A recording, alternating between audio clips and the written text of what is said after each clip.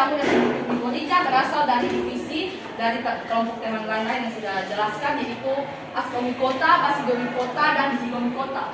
Nah, di sini juga ada pengertian dari sedikit mikorrhiza itu. Mikorrhiza adalah cendawan yang bersimbiosis dengan tumbuhan. Nah, biasa simbiosis ini terletak di sistem perakaran tumbuhan. Contohnya gambar dari sini. Ini adalah perakaran di air putih-putih, yaitu jamur dan mikorrhiza. Dan selanjutnya saya beri waktu kepada teman saya. Oke, perkenalkan, nama saya Maria Stella Marisuna IC. Saya akan menjelaskan tentang klasifikasi mikorrhiza. Klasifikasi mikorrhiza ada dua, berdasarkan tingkat kedalaman jaringan akar tumbuhan yang disembus oleh hifa jamur. Yang pertama, ektomykorrhiza. Ektomykorrhiza terbentuk jika hifa jamur berada di jaringan epidermis akar tumbuhan. Contoh, jamur hidup di jaringan epidermis akar tumbuhan pinus sehingga pinus tahan terhadap kekeringan. Yang kedua, endomykorrhiza. Endomykorrhiza terbentuk jika hifa jamur menembus ke jaringan yang lebih dalam. Contohnya, yaitu pada jaringan konteks akar. Contohnya, jamur yang hidup pada jaringan konteks akar pohon, buah-buahan, dan akar anggrek. Terima kasih atas kesempatan yang diberikan. Saya Iruni Kevalo akan menyebut ciri-ciri dari mikorrhiza.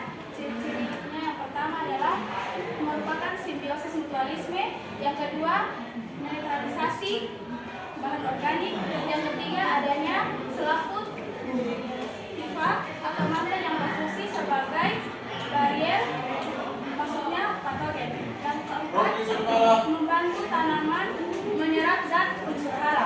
Yang kelima, bereproduksi secara aseksual dan seksual. Terima kasih atas waktu dan kesempatan. Perkenalkan, nama saya Marianus Meko. Saya di sini akan menjelaskan tentang contoh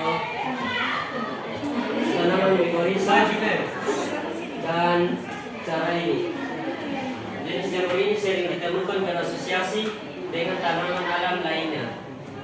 Misalnya pada tanaman tomat, padi goreng, gandum, kelapa sawit, cabai, dan melon.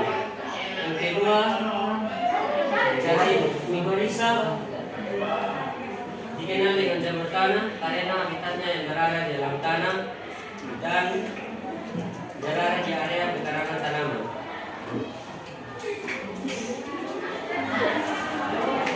Faktor yang mempengaruhi mikorrhiza.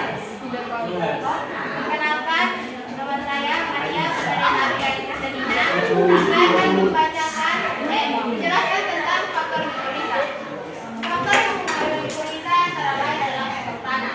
Faktor tanah meliputi kelembapan, kapasitas penyangga, dan suhu. Yang kedua adalah faktor tanaman. Faktor tanaman meliputi panjang akar, kerapatan, dan infeksi akar. Infeksi akar oleh jamur mikorrhiza. Oke, di sini faktor yang mempengaruhi mikorrhiza itu termasuk yaitu oleh jamur mikorrhiza arbuscular, yaitu contohnya seperti ini. Mikorrhiza arbuscular adalah cendawan yang dapat berperan dalam penyerapan unsur hara, terutama fosfor, dan pengendali patogen tanah.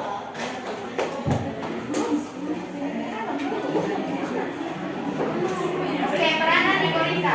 Mikorrhiza di sini mempunyai peranan positif, yaitu peranan meningkatkan pertumbuhan tanaman, meliputi perlindungan tanaman dari patogen akar dan unsur hara. Dan peranan juga meliputi simbiosis. Simbiosis yang ada di sini adalah simbiosis mutualisme. Simbiosis mutualisme adalah simbiosis saling menguntungkan antara dua organisme yang saling berhubungan. Ada juga simbiosis komensalisme. Simbiosis komensalisme adalah simbiosis yang salah satunya menguntungkan dan yang lain tidak diuntungkan maupun tidak dirugikan. Yang ketiga adalah simbiosis parasitisme. Simbiosis parasitisme adalah simbiosis yang menguntungkan salah satu pihak dan pihak lain dirugikan dan tidak diuntungkan. Jamur diuntungkan karena mendapatkan zat organik dan zat organik dari akar, sedangkan tanaman diuntungkan karena mendapat air dan zat hara. Oke, selanjutnya di sini tentang reproduksi. Nah, reproduksi pada mikorrhiza itu terdapat dua, yaitu reproduksi secara aksesual dan seksual.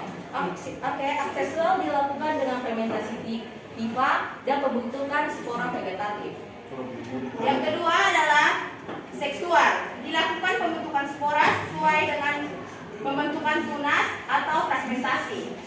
Jadi pada tadi klasifikasi yang sudah kita dibacakan oleh teman Stella yaitu ektomycorrhiza dan endomycorrhiza. Yaitu yang dari gambar tersebut di sini yaitu endomycorrhiza dan di sini ektomycorrhiza. Nah, dari situ ada hifa yang terdapat di dalam itu sel akar tumbuhan atau siata melintang. Itu hifa jenis yang lebih banyak ditemukan seperti ini yang tadi saya tanya pada kelompok lain itu hifa seta seperti ini.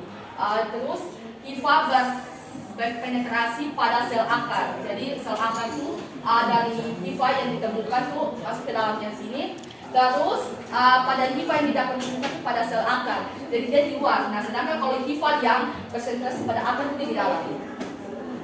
Mungkin dari presentasi kami, saya memberikan kesempatan kepada teman-teman dan guru untuk memberikan sedikit pertanyaan. Saya persilakan.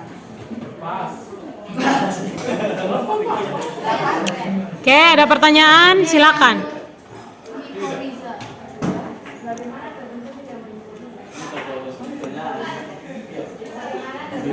Nah, mikorrhiza terbentuk tuh dari merupakan bentuk dari mikorrhiza itu yang berasal dari jamurnya itu ada basidobicota dan zygomicota. Jadi dia terbentuk dan dia gabungan dari jamur. Dan mikorrhiza itu adalah cendawan disebut dengan tumbuhan, artinya dia ada berhubungan dengan tumbuhan pada batang akar yang Pada akar yang keluar dari tanah. yang menghasilkan jagung tanah.